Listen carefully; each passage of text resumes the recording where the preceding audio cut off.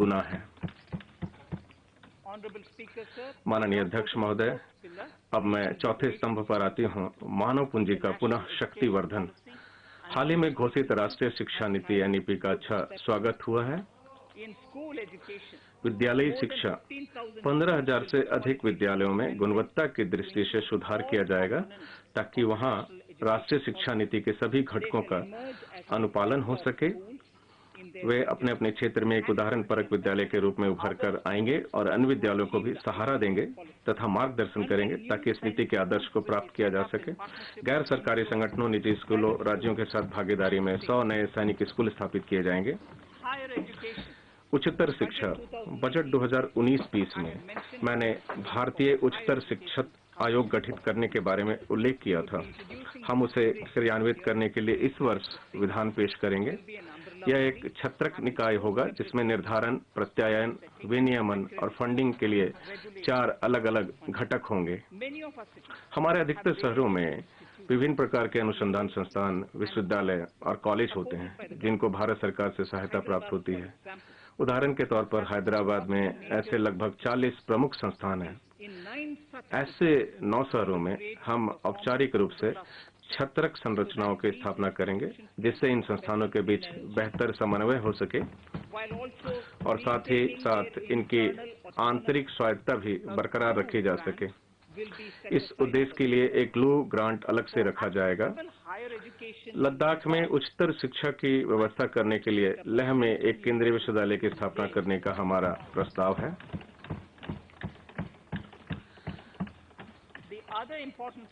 इस NEP के हिस्से के रूप में अपनाई जाने वाली कुछ अन्य प्रमुख परियोजनाओं की सूची अनुबंध 5 में दी गई है। अनुसूचित जाति एवं अनुसूचित जनजाति कल्याण। हमने अपने जनजाति क्षेत्रों में 750 एकलव्य मॉडल रेजिडेंशियल स्कूलों की स्थापना करने का लक्ष्य रखा है। मेरा प्रस्ताव ऐसे स्कूलों की इकाई लागत को 20 करोड़ रुपए से बढ़ाकर 38 करोड़ रुपए करने का है और पहाड़ी तथा दुर्गम क्षेत्रों के लिए तो इसे बढ़ाकर 48 करोड़ रुपए करने का है। इससे हमारे जनजातीय विद्यार्थियों के लिए अवसंरचना सुविधा को पैदा करने में मदद मिलेगी। हमने अनुसूचित जाति के कल्याण के लिए पोस्ट मैट्रिक स्कॉलरशिप स्कीम का पुनरुद्धार किया है। हमने इस बाबत केंद्र की सहायता में भी वृद्धि की है। हम अनुसूचित जाति के 4 करोड़ विद्यार्थियों के लिए 2025-26 तक की 6 वर्ष की अवधि के लिए 35,219 करोड़ रुपए का आवंटन कर रहे हैं।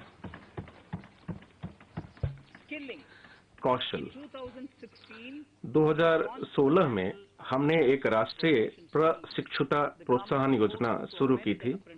सरकार का प्रस्ताव प्रशिक्षुता अधिनियम में संशोधन करने का है जिससे कि हमारे युवाओं को अप्रेंटिसशिप के और अवसर मिल सके।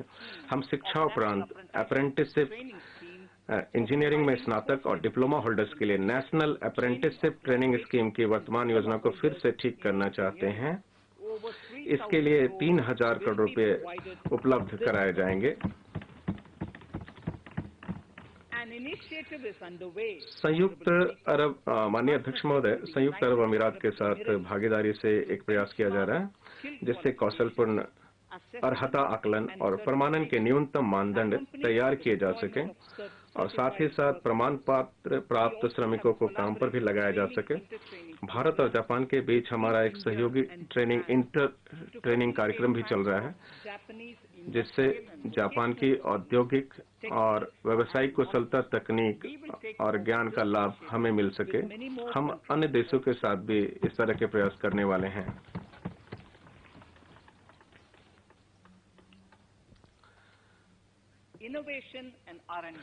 अभिनव एवं अनुसंधान तथा विकास। अपने जुलाई 2019 के बजट अभिभाषण में हमने एक नेशनल रिसर्च फाउंडेशन की घोषणा की थी। अब हमने इन 5 वर्षों में 50,000 करोड़ रुपए के परिव्यय से इस NRF की कार्यप्रणाली तैयार कर ली है। इससे देश की संपूर्ण अनुसंधान व्यवस्था मजबूत होगी और अभिज्ञात व राष्ट्रीय प्राथमिकता परक क्षेत्रों पर ध्यान केंद्रित हो सकेगा। विगत हाल में डिजिटल पेमेंट के मामले में कई गुना वृद्धि हुई है। to give a further boost to इस डिजिटल लेन देन को और अधिक बढ़ावा देने के लिए हमने एक प्रस्तावित योजना के लिए 1500 करोड़ रुपए निर्धारित किए हैं, जिससे डिजिटल मोड में भुगतान करने के लिए digital वित्तीय mode रूप of से payment. प्रोत्साहन दिया जा सकेगा।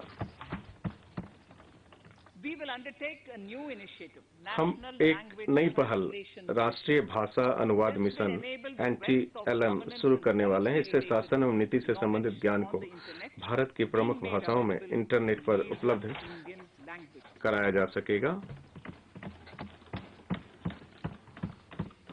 The new Space India Limited, a PSU, new space India limited, जो कि अंतरिक्ष विभाग का एक सार्वजनिक क्षेत्रीय प्रतिष्ठान है, 51 PSLV CS51 को लॉन्च करेगा, जो अपने साथ ब्राजील का एमोजेनिया उपग्रह भी ले जाएगा और उसके साथ ही भारत के कुछ छोटे मोटे उपग्रह भी होंगे।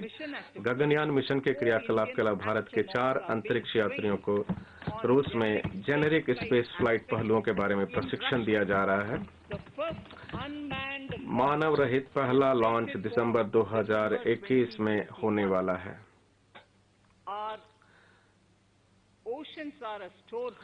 हमारे सागर जैविक और गैर जैविक संसाधनों के भंडार गृह हैं। इस व्यवस्था को बेहतर ढंग से समझने के लिए हम एक गहरा सागर मिशन शुरू करने वाले हैं, जिसके लिए अगले 5 वर्षों के लिए 4000 करोड़ रुपए के बजट परिव्यय की व्यवस्था की गई है। इस मिशन में गहरे समुद्र में सर्वेक्षण और अन्वेषण के कार्यों को तथा गहरे समुद्र की जैव विविधता के संरक्षण की परियोजनाओं